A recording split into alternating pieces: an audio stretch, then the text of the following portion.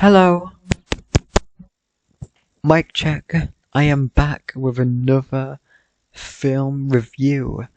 This time, it's with Park Chan-Wook's brand new film, which was released earlier this year, but in the UK, it didn't officially come out in theatres until November, I think, or October. I'm not sure, which really irritated me. First of all, it was It was last year when Memoir, the Snail came out in Australia in November, I think, again. But the film taunted me every single day until February when it came out in theatres here in my country. It was still very, very much worth the wait, but every day I was reminded that there was no way to watch the new Adam Elliott film, which I've been waiting for years and years until Valentine's Day. It was awful. It was awful. You should really feel bad for me. This film, luckily, from its announcement to its release in South Korea to its release here, wasn't too much of a wait. So, thank you, Park Chan-Wook. I now officially like you more than Adam Elliott. Don't like what you did to me last year. I am a big fan of Park Chan-Wook's work. I mean, this is a guy who made Oldboy. Oldboy, everyone loves Oldboy. And The Handmaiden, one of the most stunningly shot films in the whole of existence. A big slap in the face reminder of why I'm into filmmaking.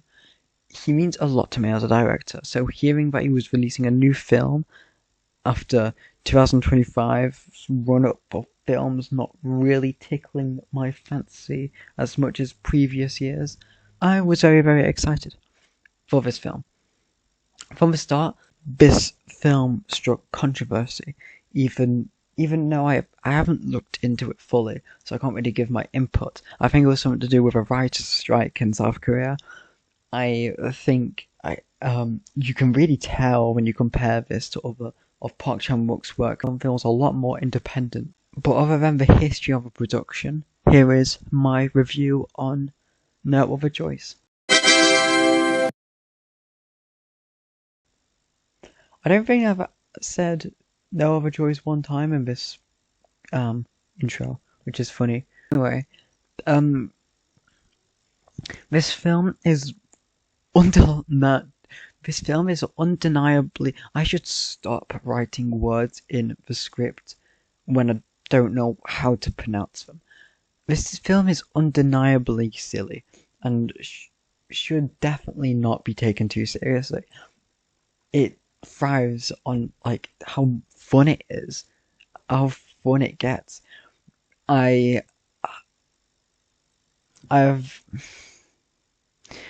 it really got up to my expectations, which I would say happy for. I was not disappointed once in this film. I thought the cinematography was gorgeous. I thought the storytelling was not at all was quite easy to sit through, if that makes sense.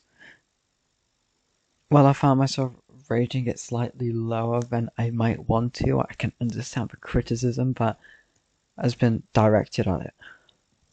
In fact, I generally enjoyed this film more than the director's previous work, Decision to Leave, even though I believe that film is way more original with better acting and a better dilemma, what really makes you think. This amazing line, I mean, I love how fun No Other Choice is. It really doesn't take itself seriously.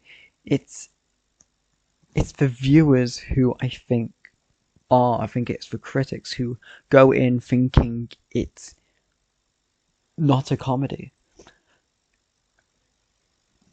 No Other Choice feels heavily influenced. Okay, not going to ignore the elephant in the room. No Other Choice feels heavily influenced by Bong Joon-ho's Parasite, and it seems to be positioned almost as a rival film. Considering that both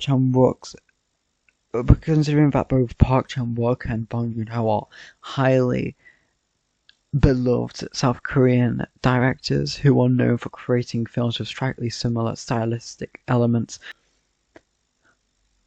Although I favour Park Chan-Wook a bit more, I do think this film could have been a bit more original in its messaging because of how many powerful films Park Chan-Wook has made, how many original, powerful films that Park Chan-Wook has made. I will give this film a solid 8 out of 10 plant pots, or a 4 or a 4 out of 5 for the letterbox users out there. At it, I found out that this film was based on a book from the early 2010s. You can stop calling it a Parasite ripoff now. By the way, Letterboxd, I saw you change the official poster of this film. Why? This one sucks.